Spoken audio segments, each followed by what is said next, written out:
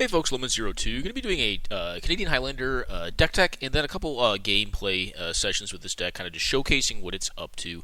If you're familiar with the format, this is likely your first time you're watching a video of mine, because I mostly just do Canadian Highlander videos now and deck techs, some gameplay with it.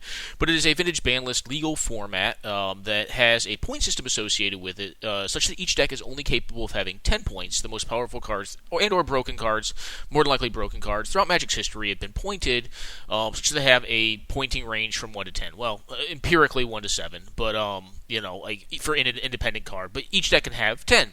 So, the most powerful cards throughout Magic's history are pointed. So I've got Mox Jet, Emerald, and Mana Crypt in this deck, which are my full 10 points for the build.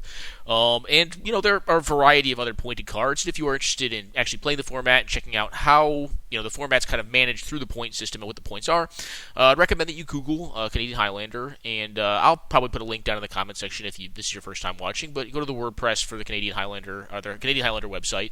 That's run by some folks over in Victoria, BC, in Canada, and you can check out how deck construction works. But really, the points are kind of what add variety to the format. Because if you didn't have a point system, all the decks would be very similar. They'd all be Storm, Time Ball decks. Maybe Thassa's Oracle combo decks now as opposed to Time Ball. But I guess if you didn't have points, you could play both of them. But anyways, the deck you have in front of you is more of a fair strategy. So recently I've covered black-green stacks, kind of Pox deck, and then an Esper Oracle deck, but you could really apply kind of the deck building theory there to a wider range of decks, because one of the things I've been doing recently is trying to build a decently wide variety of decks. Some of them have already been built, and or are more popularized, like this one, which, is very popularized. At least the shell is popularized by a guy named Alex Stacey, who, if you watch LRR or a lot of the Canadian Highlander content out there, the bigger stuff, the more mainstream content on Canadian Highlander, like, you've probably heard of the deck, or at least seen it, or maybe even played it. This is my build of it, though. And I'll go through kind of like some of the distinctions, or at least the things that I look at when I build this style of aggro deck. To kind of help, I think, elucidate like why you would play this as an aggro deck of choice, over something like Red Deck Wins, because Red Deck Wins is pretty ubiquitous in most every format, with the exception of Vintage, because Storm's just faster, and it's probably on the whole just like the best aggro deck in the format. You can make arguments for D&T, or Death and Taxes, but it's really an aggro control deck. That all said, this is black-green aggro, aka black mold is what some people call it, but I just call it black aggro, or black-green aggro.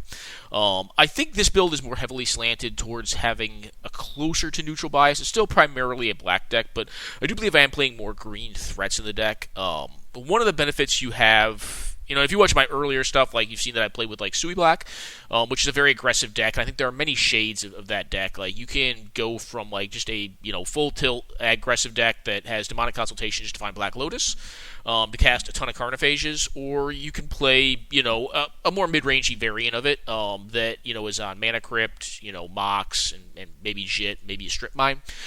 That's a good deck. It's a fine deck. I think it's possibly more well-rounded than the all-in Sui Black version. But one of the issues you always run into with Sui Black is that your creatures kind of suck. They're not great. Like, they are fine for doing their job, but they're kind of fishing creatures, right? So, like, you look at a card like, let's say, just Diregraph Ghoul. Like, this is a fine card. It's a 1 mana, 2/2. Comes to play tapped, though, which means it's probably not racing all that well, because you're not blocking with it if you're behind in an aggressive matchup. You look at Red's options in 1, and, like, their depth of options is actually probably, to me, it feels like it's probably a little bit lower, but the quality is significantly higher. And in White, it's just astronomically higher in both domains. Like, White's small creatures are just the best small creatures in the game. White's creatures, just beat any other small creatures in the game. That's kind of one of White's strengths. A lot of folks talk about the identity of White, like it doesn't have one. No, it's little creatures. Like, they're great. Like, they're really good. Like the Thalias, your little First Strikers, your Thraben Inspector. It's a great card too. It's a Squire. It draws you a card, or at least it gives you the option to draw a card later. But Black's creatures tend to kind of stink. So what I want to do is, kind of revisit this deck, or at least, I've built this a couple times, a couple different, like probably over the last year and a half, I've built it a couple times. I've never been at a point where I'm like really happy with where I got the build. I've always been kind of like, I don't know. Like, I played versions that had like Caravax Spite and was like really more black and had like the black burn spells. Like, I didn't like it. Like, I felt like it was it was decent at its job of like being fast enough to beat combo, but it wasn't a strategic reason to play the deck because if you want to beat combo with speed, you just play red, and then you put in cards like Pyrostatic Pillar, you mold your Eidolon, your Harsh Mentor, your cards like that, your Sulfuric Vortexes to beat Time Vault, whatever. But the deck wasn't as consistently fast as like red was, so I was like, why would I, at this point build this? Because I'm just a weaker deck to like a Jeskai deck or something like that. I'm slower, and I don't really have any specific strategic advantage, in my deck, by having these style of cards. So I kind of wanted to revisit it and rethink it. And one of the big things that I kind of came back to in looking at black-green as an aggressive strategy is its ability. One, the graveyard, yes. There's creatures that come back, and you have a pile of 10 creatures here that all come back, or in some way, like Border of Midnight, which I'm trying out, come back. It's an aggressively slanted creature that can raise dead something, like a big thing ideally, or a good thing in the matchup that you're in, to bring back. But the thing that I think really distinguishes this deck is not per se the graveyard shenanigans, because almost every deck in the format has graveyard shenanigans, and there's probably a greater depth of them in this deck, which allows you to kind of fight against red removal, because if they're spending the time to remove your creatures, ostensibly they're not developing their board, and a lot of these creatures come back from the graveyard, so they kill it comes back, yada yada yada, and eventually they die to them, is what the hope is. And that to some extent holds up, but when you're playing against a deck that is removing your creatures and also proactively attacking your life total, aka like Jeskai, sometimes they're a little too inefficient. I still think it's a great matchup, but I also don't think it's like the biggest selling point of the deck to me. The biggest selling point to me was actually like the ability to have flexible mid-range removal. In this pile next to it is the flexible mid-range removal, and really the ones that stick out to me are Abrupt Decay, Assassin's Trophy, believe it or not, Maelstrom Pulse. This card is like kind of fallen out of favor in the format. It's very slow, but it just kills anything except for a land, right? And the ability, and then you also now have Murderous Rider, which is kind of an awkward card for this deck because it's not really a great aggressively slanted card. At the end of the day, it's a creature. Once it hits the board as a creature, it's a strictly worse copy of where's this vampire at? If I can find this goofy card, Gifted Aetherborn. It's just this card for one more mana with no Death Touch, which that makes it a strictly worse card, right? Maybe there's an exception to that. Someone can probably do some research on Scryfall or on Gatherer and probably find a reason why it's better or worse. I guess technically Fatal Push makes this card where are you at, buddy? Makes this card slightly better because they have to fetch or have to lose a permanent, but it's not a huge cost. But it's actually really this pile. So it's the ability to have high board impact cards and good flexible removal. Now you have some powerful but very singular kind of pointed removal, like Go for the Throat, Snuff Out, Fatal Push, Collective Brutality. I don't think you can really. This is flexible. And Malicious Affliction, which is just high-powered 2-for-1 removal. In a deck that's looking to kind of exchange on the board, then ideally set up situations where I'm losing stuff, they're losing stuff, and this card's just good in a traditional kind of back and forth kind of board race situation. But you have these cards, and this is kind of, in my opinion, the black-green removal is really good. Most decks there's good reason to splash for, in a lot of the blue X kind of mid-range decks, oftentimes if they're only touching black or only touching green, they're going to touch Leovold and they're going to touch Abrupt Decay, Assassin's Trophy, Deathrite Shaman, because these cards are just so goddamn good, right? They just kill a lot of stuff in the format. And then I kind of extended the same argument to Maelstrom Pulse. Again, a little slower, but it's very just gotcha. Have a counter spell, discard this from my hand, or have a thing with Shroud, I guess, or Hexproof. But otherwise, if it's a Planeswalker that's bothering you, it kills it. If it's a Moat, this deck could actually struggle with Moat because it doesn't have a ton of flyers, just have some. But this card just does it, right? It just kills them. And otherwise, it's kind of just an aggressive deck. So, you have this pile over here, which is just my aggressive creatures. I have Carrion Feeder in here. Carrion Feeder, yes, it does combo out with your over here. Where you at, buddy? Your graveyard creatures to include Gravecrawler, which is kind of like a classic combo with the Carrion Feeder. It's not the reason it's in the deck. I think Carrion Feeder is just a woefully underrated card to be played in fair decks. Yes, it's a 1/1. But this blanks a lot of removal, specifically exiling removal. It also hinders lifelink threats. So in a way, you can like just attack in with a whole team into a Wormcoil Engine, into a Baneslayer Angel, into a lot of different things that have lifelink, and then just sack whatever the lifelinking thing blocks. Ideally, get in for lethal at that point, or if you're unable to race them that way via attacks, then you pick a block step, and it either fogs their attack, and they can't attack with it because they died at the crackback, or they can attack, and then you just lose a thing, and then you have a free attack. Then you play ostensibly another creature, and then you attack with your team and leave that creature back, and then block the lifelinking thing again, and sack it to the carrion feeder, and it slowly just gets bigger.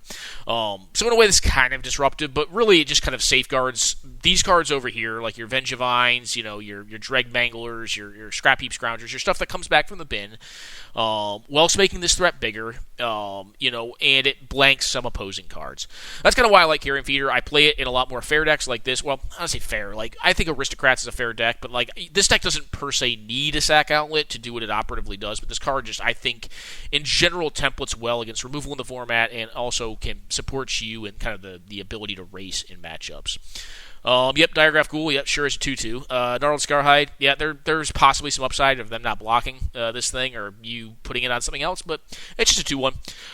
Knight of the Ebon Legion, this card is absurd, has a ton of text on it, gets huge, very fast, just very good card, very absurd card. This card, another 2/1, it has a random set of words on it, but I mean, I guess there's Rancor in this deck, but I'm not playing pump spells this deck. I'm playing Rancor is like really the only pump spell. I went with creature slots in this. You could do a Berserk package. I wanted to be more permanent focused with this build and less trick focused. More removal and permanent base. So like I'm just removing their threats and I'm making sure the lane's open and I'm attacking. Another way you can go with it is you can cut the removal options and you can put pump spells in. And I think if you look at the deck in a vacuum, it's going to be faster that way. And in some cases, it's going to be better. Like, it's pump spells, if you have this many creatures, are technically probably better than removal spells in a lot of cases. Because if you do pick up that combo matchup where, like, your removal is just, like, generally speaking, irrelevant, like, you're going to get a little more value out of the pump. But I think there are enough, like, mid-range and creature decks running around that, like, having just hard nose, like, hard removal, to singularly larger and better threats than what most of the threats are in this deck is just. I like it. I think it makes the deck holistically better. Experiment 1, this thing grows, just gets big, can eventually regenerate, but realistically, you're just looking to have a 1-mana 3/3 in this deck. Hex Drinker card is absurd. If it just gets to 3 counters on it, then having protection of instance is pretty big. Like most of the removal that folks are going to play is going to generally be instant based or it'll be planeswalker based. Sometimes there's creatures that kill things. Getting to A+ is kind of the cream dream, but I mean, like it could happen. Like you could have it happen. But generally speaking, it's just going to be a 1-mana 2/1, which is a good rate. We're already playing 2/1s in this deck for 1, and it can just go up. Kessig Prowler, this card again, it's 2/1. This one's upside is pretty good. I mean, if you do have the mana, which we're playing 33 lands, but we are playing a lot of acceleration. As far as fast mana goes, playing Chrome Mox Diamond, which is very much so on the cusp, but I think is fine at 33. Emerald Jet, and then Crypt. But transforming this card into a 4/4, pretty good. It's just a good way to upscale like your card that is already kind of doing what the deck wants as a 2/1. Narnum Renegade, 8 fetches in the deck. We have 2 sack lands for our 2 draw lands in the deck, so it's not too hard to kind of get Revolt going. A 2/3 with Death Touch for 1 mana is just great. We're also playing the other one, the Greenwheel Liberator, which is a 4/3 for basically the same thing, but 2 mana. Pal Collector, this is basically the same card as Experiment 1 in a lot of ways. It's different, I acknowledge that, but what we're looking for out of it is essentially the same thing we're looking for out of Experiment 1. Rancor, as I said, the only pump spell, just because it has recursion. Trample is really good, pretty obviously. So we just want to be able to get damage through with these creatures, and, if someone's making a bunch of tokens or something, these creatures get blanked very easily, and being able to put a Rancor on something and kind of just get through for the damage that we need to be getting through every turn and continuously pressure our opponent is good. Skyshard Elite is kind of just like a copy of Curd Ape in this deck. Most decks, even like the monocolor decks, are going to play enough non-basics that you're going to eventually hit 1. Now, that's not always true, but, like, most of them are. I mean, they're going to have Scavenger Grounds, they're going to have, like, Caracases, Deserts in the red deck, Barbarian Ring in the red deck, Rashadan Port, just quite a few non-basics that go even into the one-color decks. Rakdos Cackler, 1 mana, 2/2. That's it. Gifted Aetherborn, just a good racer. So, I have a couple of these style cards. I'm not playing Vampire Nighthawk. I do love that card, but I just don't think it's Highlander playable anymore. I mean, someone can prove me wrong. Maybe there is a deck for it. Maybe there's like a medium style kind of black deck that wants to run it. I've tried in a middling, like a between aggressive mid-range kind of build of mono black aggro. It's too much mana for the rate, but this card's not. This is a 2-mana card. It has all of the text with the exception of flying, of Vampire Nighthawk, and yeah, flying's good, but in general, the most relevant parts of it were the Death Touch lifelink and the decent-sized body that doesn't have a shock. So yeah, card's quite good. Artifact Liberator, Cruel Harpooner, can knock on a flyer. We have a few flyers in the deck. Typically speaking, we're going to be relying on our removal spells, but at the end of the day, this is a easy to cast 3/2 with reach that can act as a removal spell if needed. And technically, it could go over here into like the interaction / removal pile. It's very conditional, but Tarmogoyf, huge. Lotleth Troll. Honestly, having the ability to kind of discard some of these cards, like I honestly considered running like Wild Mongrel and or like Noose Constrictor in this deck to like pitch off like the Vengevines and stuff like that, and like these little creatures just to make them big, and then like bring these things back post attacks, and just get some free value out of it. But the density wasn't quite there. Like if I could get this up to like 20 creatures that were of like similar quality to a lot of these, and or of similar efficiency for bringing back, then like I'd probably consider it. Consider running one of the two. I don't know if I'd run both. Wild Mongrel, like I was playing with it in a bug base, a bug white, threshold deck, and and in tempo. Sometimes I'll play it. And like honestly, the card is just fine. Like I honestly think it's fine. Like it's not a great card to not have in your opener. Like if you expend your resources, but on tempo you shouldn't really be expending your resources until like it should be like you develop a threat. Maybe you counter a couple spells if they're a fast deck, they're more proactive than you, and then like you have like 4 to 5 cards in hand, and then like all at once you just dump all this crap onto your creature and kill them. That's kind of how it should feel. It should be very sudden. Like it's like I'm hitting you, I'm chipping you, and then like you're just dead. Like that's generally how those style of decks tend to feel. And like Wild Mongrel, like in my experience, has always been really good in that style of deck. Now I don't know in this deck if like I think it would be more high rolly, like you'd really want to open on it and have it be the first threat you develop, and then like accrue your value off of discarding Bloodsoaked Champions and Gutter Bones and Gravecrawlers, stuff like that. I'll explore it more. I tested a little bit with it, and I was like, nah. I mean, I love the card to death, but I just didn't. I thought there was better cards to put in the slot. But it's definitely an option. But Lotleth Troll is enough better, in my opinion. It's on color, it has trample, it regenerates, it gets big pretty quickly. I think it was just worth playing over the Mongrel. Putrid Leech, yep, just huge. This card just smacks people really hard. There's always these weird sub-games to this card against like Red Deck Wins where like, do you trade it or do you pump? And then if you pump in response, are they going to burn it out? And like, which is awkward, but like I think it's still powerful because it creates this weird sub game for like those decks that can burn creatures out to try to get you at the right time because you can only do this once a turn. But in other matchups, it's just a 2-mana 4/4, like where your life total doesn't matter and you're just trying to kill them as fast as you can against like Time Vault, against Oracle combo, just combo decks in general, Storm. Like your life total doesn't matter against those decks. Just it's a 2-mana 4/4. Just hammer them. That's what the card does. All right, rest of the beaters. So Ambit Eternal, 5/5. Yep, it gets smaller, but has Afflict, and if it hits him, it gets big again. It's just 3-mana 5/5. That's why we're playing it. Pitiless Horde. This is a 3-mana 5-power attacker. You can also dash it for 4, which is actually pretty nice in this deck because we are playing Crypt, we are playing some accelerated mana, and being able to hit for lightning axe damage is not bad. Plague Belcher have a significant number of zombies. This thing's just big. It has menace. The life loss from zombies dying can be relevant, but we have these graveyard critters that come back. I think Belcher is just fine. It's not great, but it's fine. It's a 3-mana 5-power attacker is what it is at the end of the day. It's hard to block. Riding Regisaur, just huge. Just size massive, 3-mana 7-power attacker. You discard cards, but again, we have these style of cards over here, and this deck's going to play to the board pretty aggressively for the most part, so, you're not going to have a lot of cards just sitting in hand unless you have a bunch of removal in hand, which we are playing more of, but, you can spend it off more aggressively if you get a Regisaur down. Grafted War Gear, this just hits like a truck.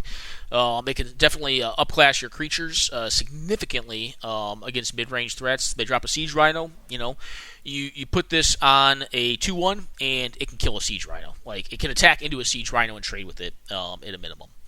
Spawn of Mayhem, one of our flyers. This card is just a 3 power, 4/4 that flies, has trample, damages folks every turn. Essentially 5 power because it's going to do damage to them on your next upkeep. If you're in a racing situation, it gets massive very quickly. If you're below 10, obviously, you put counters on this thing every turn. So yeah, pretty good there. As far as our disruption goes, we already kind of talked most of this, but I'll hit a few more up. I mean, we have a bunch of removal. We're not including Dismember in this list. I tend to run that in black aggro because it's very efficient, but I think we can do better with just like Malicious Affliction and then like these green spells, green-black spells here. We have Vampire Hexmage, which I think is a woefully underrated card. This is played in like Hex Depths, in Turbo Depths, and like Legacy. I don't know if that's even a deck that people play anymore, but like it has been historically. And I've seen folks try to do that in Highlander. Realistically, why you run this card is because it's a good creature. Like it's a two. Well, I don't know if it's a great creature, but it's a fine creature. It's a 2 mana 2/1 with First Strike, which First Strike in black is generally rare. You have like this Drana. Like there's not a ton of them. The Knights tend to have it, or some of them do. But First Strike's good on this card. I don't know why it has First Strike, but it does. But it also just kills Planeswalkers. It can blanket shit for a little bit. Yeah, it's just a powerful effect. Being able to kill a Walker, though, for 2 mana is pretty good. Blacklands Paragon, this card just kind of does both things. The 2 things this deck kind of wants. One, it helps out in a race. It's also a Doomblade in a race. Like, it's kind of like a Lightning Helix in black in the right matchups. And it's also just a 3/1, so I mean, it's also a flash. So I mean, you can play it at EOT if nothing relevant happens, and you don't have to use removal, and you have a 3-power attacker, and you're fomenting your primary game plan, which is to kill them with damage. So yeah, I mean, it kind of just does all of that, and I was pretty comfortable putting it in the deck because I mean, there's the 2-drops like are a little more tight in I think black green, but this card I think is on the level enough that like I think it's definitely worth playing with. Phyrexian Revoker, I think this card should be played in more decks. This card's very, very good. It's one of the ways that Mono Black itself has of dealing with artifacts, specific artifacts. Not all of them, but like, problematic ones like Sol Rings and other Moxen, stuff like that. Jit is a way that Mono Black has to deal. This is one of the ways that Mono Black has to deal with that. But obviously with green, you have more range of options. But I still think this card is good enough that like it should be played in this deck. I don't know if it's good enough to be played in like red deck wins. I think that may be an aggressive statement. But like I don't think it would be a crazy include in that style of deck either.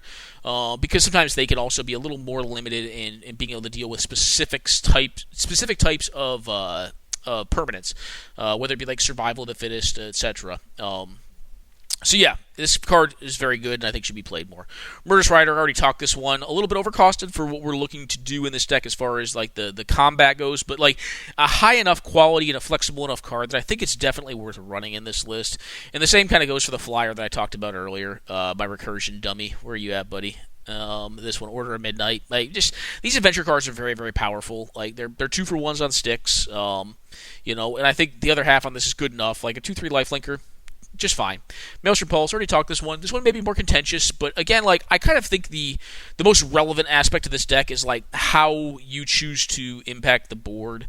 And I think there's a lot of viable ways to go. Like I think there are like +1/+1 counter builds this deck that are more like board based and like kind of grow style strategies.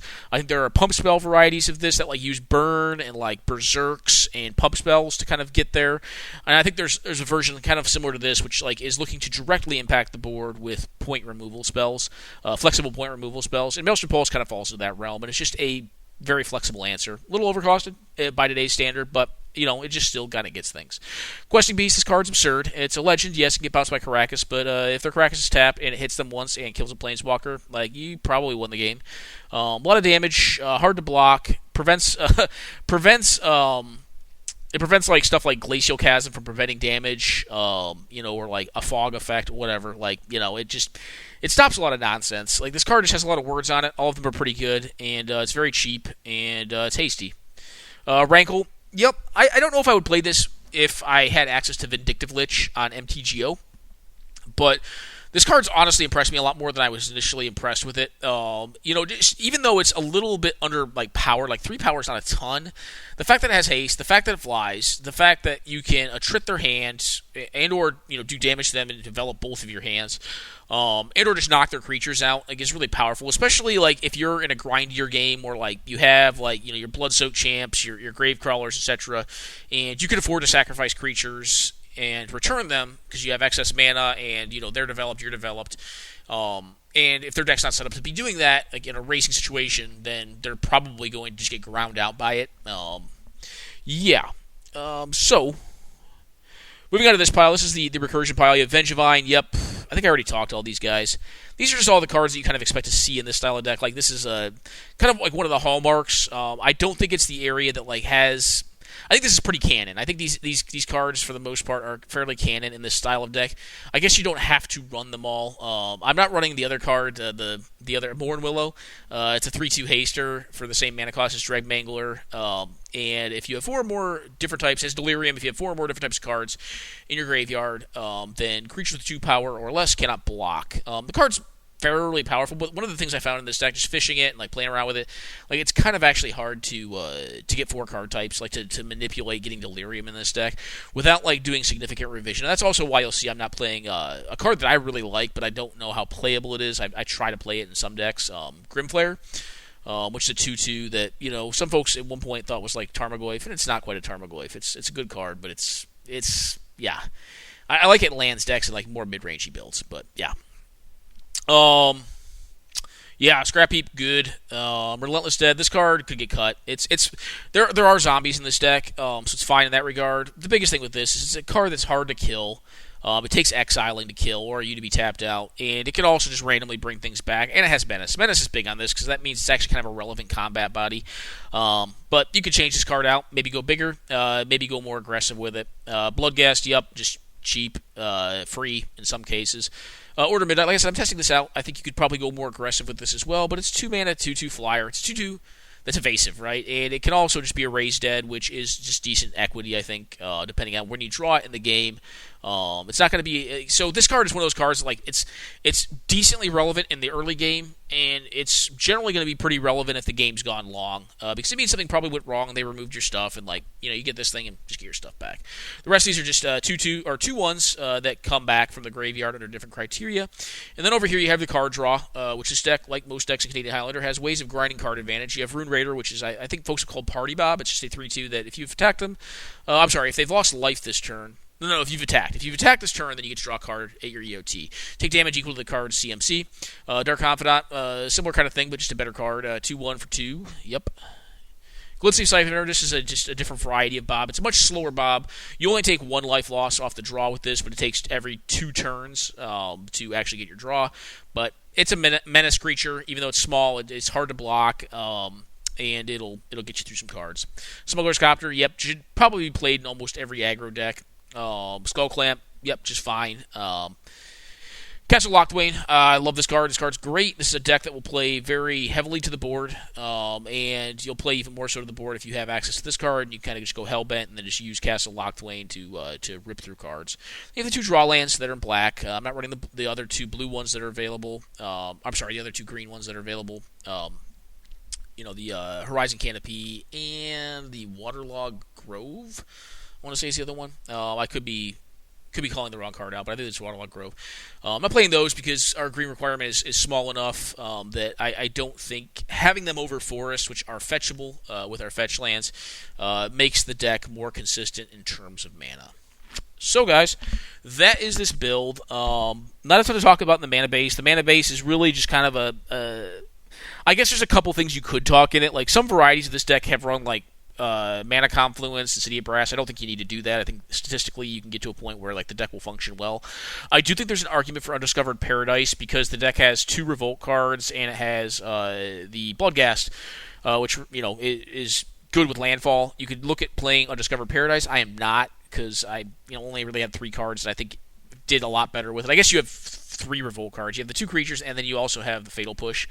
But there's enough fetch lands, I think, in this deck that like either of those 2 concerns like are pretty well ameliorated. That you don't really want to have a land that if it's like only the 2nd or 3rd land and you want to get to 4 is going to kind of make that problematic. And the mana is just really it's just about balancing at that point. I also have a Wasteland in the deck, but other than that, like the mana base is just it's a mana balanced pile of mana, right? It casts the spells that we have in our deck pretty effectively. So what I'm going to do here, guys, I'm going to go on a quick pause. I'm going to jump into probably just a couple games with this deck, kind of showcase like what it gets up to in a couple different matchups, and then we'll cut it there and have some closing comments on it, and So anyways, if you've watched this point, well, in the future, just look down. If you don't want to watch deck text, you can look at the comments, and I'll put the actual gameplay tags down there. So if you want to jump these, probably, I don't know, thorough or more than thorough deck text, you can do so. Be back momentarily, guys. Alright, guys, we're back. We're playing against a Beta Bear here. This hand looks acceptable. I mean, it's a little one-drop heavy, but it also has the ability to just smash them when it gets to 4, and it's got good mana progression. Well, there's a good 2-drop. I'll probably honestly just play out 1-drops here against them. They're probably on some sort of aggressive red deck, because they suspended a Rift Bolt on turn 1. They did mulligan, I believe, down to 5 or 6. See, I'm just going to dump my hand out. I don't know if they wanted... I mean, there's a chance they wanted a Rift Bolt there. They just bolt my face, so they're very aggressively going to my face here. I am taking damage off the Lacerator, so it's not unreasonable that they're doing so. I just go ahead and cast out the Burgess Rider here. Like, I'm thinking in my head, like, how are they going to kill me? Maybe it's like a Price of Progress into, like, a Fire Blast. It's going to be pretty tough with just one land, though. So they kept the hand, probably, in my opinion, based on, like, having, like, some sort of powerful, set of burn spells, and they just need to get my life total low so they can, like, Price of Progress into Fire Blast, maybe. Hard telling. But anyways, they kept a hand, they mulliganed, and they kept a hand that didn't really progress its mana development, and we had a bazillion 1-drops, and were able just to kind of pressure them out. I also think there's an option in this game that, like, they could have looked to use the removal on different cards that I had cast out. They were fairly aggressive at throwing it at face, but that may have also just been part of the payoff for the remainder of their hand. But not really an interesting first game here. We're going to go ahead and cut this one and go into the next game against Beta Bear on Mono Red. Alrighty, guys, back. And yeah, this hand looks fine. If I recall, so they have a very fast. They have a Soul Ring plus a Smuggler's Copter. I didn't feel bad about my hand, but I don't know how well I'm going to fare against that start. So they play out a Krenko, 10 Street Hooligan, hit me for 3 here, get a Stigma Lasher out of their hand. And being on the draw or on the play with a Soul Ring start, I don't feel like I'm probably going to be able to... I can't race them here. Like, I think if I attack with the Tormented Hero and allow the Krenko to attack me, I am going to die for sure. Because the Krenko is going to make 2 1/1s that'll just block my junk. Because my stuff doesn't have trample or anything like that. So I basically just kind of... I feel like I have to get lucky here. Like, they're seeing 2 cards a turn with the Smuggler's Copter. I do attack with both this turn because I want to get a draw off Rune Raider, and I also need to get some damage on them. If they have a removal spell or a couple of removal spells, I'm probably just going to lose here. That's kind of the gambit, but I think, like, you have to take that risk. So they're going to get through. They're going to get through with the Krenko, and now, like, I'm at a point where I'm like, well, I probably can't win. There's an argument to, like, play a card like Plague Engineer for situations like this, or like against, like, tribal decks like Goblins. That card's really not that great at progressing your primary game plan, which is attacking people to death. But it's an option. I'm at 6 now. Opponent's at 11. I have been just putting these cards in their hand because they're not that relevant. When they kill this thing with the Flame Slash, though, I gave them a Kari Zev, and I believe they did have an Experimental Frenzy, but they got rid of it. I didn't take the damage off those. If I had, I'd be dead by this point. But managed to get them to 11, but like we're at 6. And really, I think if you look back at this game, like we could have been more conservative with our attack on the 1 turn to have left back more blockers to stymie Krenko. But I also do think that we're in a position where like we need to progress our game plan, or else we're just going to get buried by the vast card advantage they're kind of accruing through Sin Prodder, through Smuggler's Copter, you name it here. They managed to get there with it. Like they just managed to get there with. They have the Pia, which makes my thing not block, and I'm buried in cards and mana. So cards and mana tend to win games, and here you kind of see that happen, specifically in aggressive decks. But we do know now, going into Game 3, that they're on more of a medium build of red deck wins. So they have probably Soul Ring, probably Mana Crypt in their deck. I don't know what they're using their remaining points for. Maybe, I don't know. Maybe just a Vault. I don't know. But anyways, quick pause, guys. We'll be back momentarily for the next game against Beta Bear here on Mono Red. Alright, guys, we're back. This hand's unkeepable. I'm going to keep this one, but it's very risky. I go ahead and get rid of the 4-drop because I am going to Mox Diamond on turn 1. My hope here is I'm going to play this 2/2 out. My hope is they develop a creature here, or just throw a Lava Spike at face, which I'm very happy with. I don't know how playable that card is in the medium-style decks. And then I draw a land. If I draw a land, I get this Rune Raider online, and I can just start mising cards, which is really good. that Winter Orb was a stellar draw. I draw what I need to draw here, right? Like, I was at a mulligan with a Mox Diamond hand, and I get a little bit lucky, right? I hit the lands that I need to hit, and I hit a Winter Orb, which is very timely, because I think some folks think that red deck wins is not fragile, not vulnerable to some extent to Winter Orb. But honestly, it actually can be. It's a kind of a mana hungry deck, and it's not. It's a fairly even distribution of of spells and creatures, and if you can time up the Winter Orb in a way that like they haven't developed permanent base sources of damage, their burn cannot really keep pace with Winter Orb. And I'm not gonna say it's a great card in the matchup, but the way it phased up and timed up here, it was very bad for them because they'd been throwing burn and had played smaller threats than the threats that I had developed. So even though they're at 5 cards, we lock them out kind of here with Winter Orb, and then just a ton of onboard pressure. So kind of a ranching in the second game against us, and kind of a ranching here in the third game. In the first game, wasn't really just a good representative game of Magic because my opponent didn't get land drops. They mulliganed and failed to hit land drops. Not saying their keep was wrong, but just wasn't great. But I think it's going to be generally a pretty tight matchup in general. Like when you start looking at red deck wins versus this deck, I think red deck wins is the better deck, generally speaking. But I do think we're built in a way that against more of these medium style builds, we've kind of slanted towards more board based interaction or removal. With a more minor component like hand attack, that we're going to be able to kind of scale. Our mid-range game plan is going to scale up decently well against them. Now, if they start getting to dragons, we're probably not beating dragons, but up to 4, I think we can kind of compete decently well. Up to 4 mana, we can compete decently well. But managed to get Beta Bear here on a medium red variant. Yeah, guys, we'll jump into the next game. I'm only probably going to do 2 today. We'll probably just do a shorter one. I don't have a ton of gameplay with this deck. I do historically, but not on this most current build. So we're just going to do 2 today. I have one more. I believe it's against a Kiki Pod deck. So we'll do that one, and then we'll call it.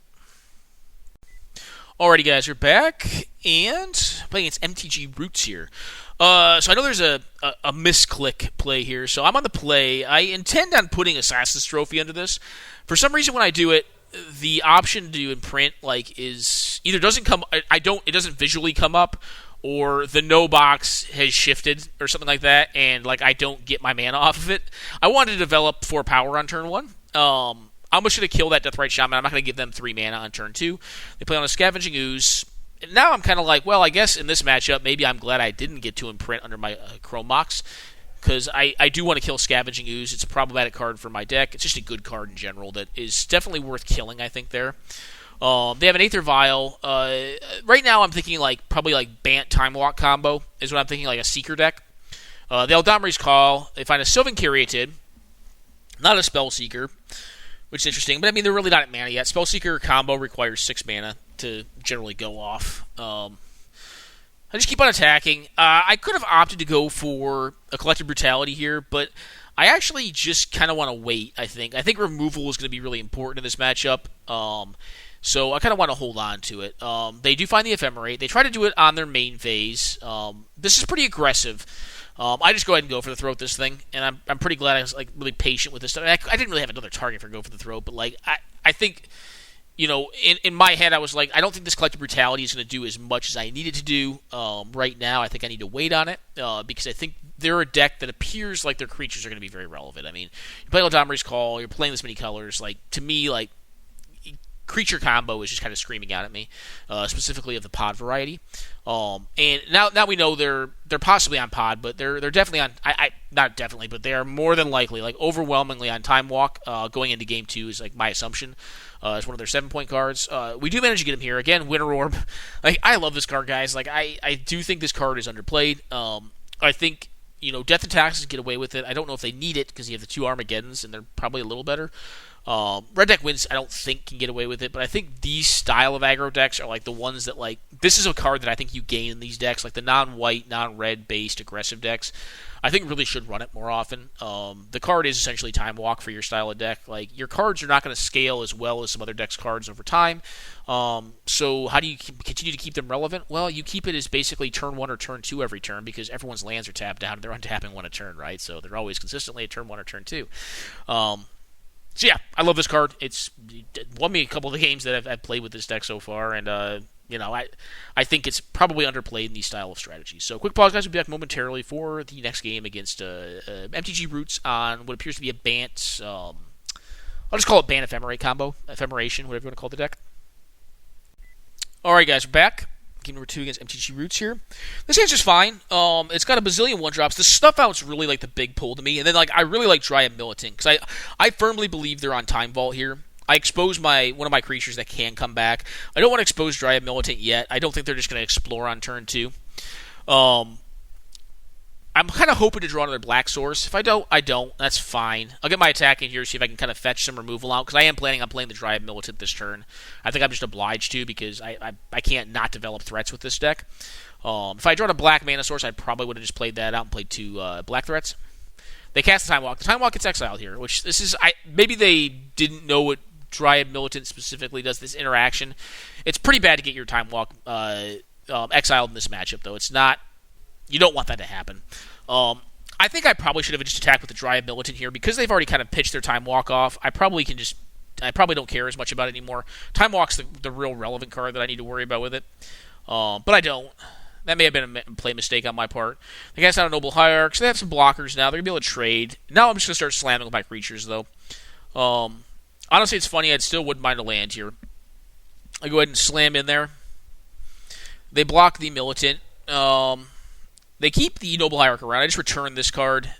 I could have played a 3-2, but here I'm kind of I have you dead on board. Play to the board. They play out a Karmic Guide. I end up just snuffing out the Noble Hierarch. They found a Kiki Jiki with their card. What I want to have happen is get this Karmic Guide off the board. The Kiki Jiki doesn't effectively block my creatures, and if the Karmic Guide's off the board, they don't have a good way to set up a combo to win with it. They're going to eat one of my creatures with the Guide this turn because it's pro-black, but it's going to go to the bin because they're short on mana to pay for it. They play out a Phantasmal Image, copying my Gifted Aetherborn, but regardless of how they block on the following turn, they're going to get hit for 6, which they go to 6 off their lifelink, trade with whatever creature they hit, or they block, and then just die. So kind of just outrace them here. So, anyways, guys, that is Black-Green Aggro. I don't think it's it's definitely a tier 2 or tier 3 strategy. It's not like a top deck, but I think it's a deck it's definitely good enough and is tailorable enough that it can win events. I do think the deck can be tailored quite well. I think the issue when you start tailoring it is that you make it more specified, more directed at certain strategies that are going on, whether they be combo or generally your balance is do I want to build this deck to foot race, or do I want to build this deck to grind? Because it can kind of do both, but it's very difficult to do both simultaneously, which is kind of the interesting part of the deck to me is how it's a flexible deck from that standpoint, not in that you can really do it all, but the build shell itself is a pretty decent Swiss Army knife. Now, is it blue-red Swiss Army knife? No, it's not quite that flexible. As far as the range of ways you can build it and still have it be really good. But I do think that the shell itself, as a non-blue shell, is significantly more flexible than your mono black shells that are a little more pointed in what they're able to be good against. But I do think it's a very fun deck to play, and I think there are a wide range of building decisions that make playing the deck an interesting choice and allow you as the pilot of it and the builder of it to kind of get to know and understand your metagame and then build your deck to beat it. Anyways, guys, I hope you enjoyed this video content. Deck's a lot of fun to play, and hopefully we'll be seeing you guys back again here relatively soon with a different deck. Again, if you are interested, I have all of these decks that I put up on YouTube here.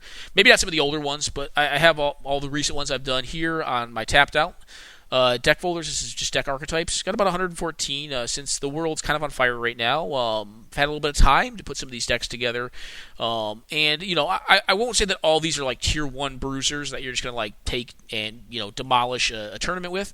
But I think most of these decks are pretty good. I think these all of these decks, my criteria for building decks and putting them on the deck archetypes folder that I manage is that I wouldn't be embarrassed to have to give it to someone and say, hey, you can probably win games with this deck. You're going to do okay with this deck. Are all of them just straight tournament winners? Probably not.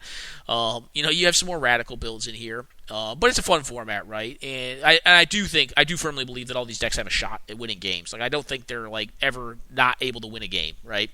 And the same goes for BG Aggro. Again, not the top aggro deck, but just fine. Like, it's just a fine deck. Like, and there's a lot you can do with it. So I thank you guys for watching, and I hope you guys enjoy exploring the format as much as I do. That's kind of one of the things I hope to incite with these videos. Take care now, and enjoy.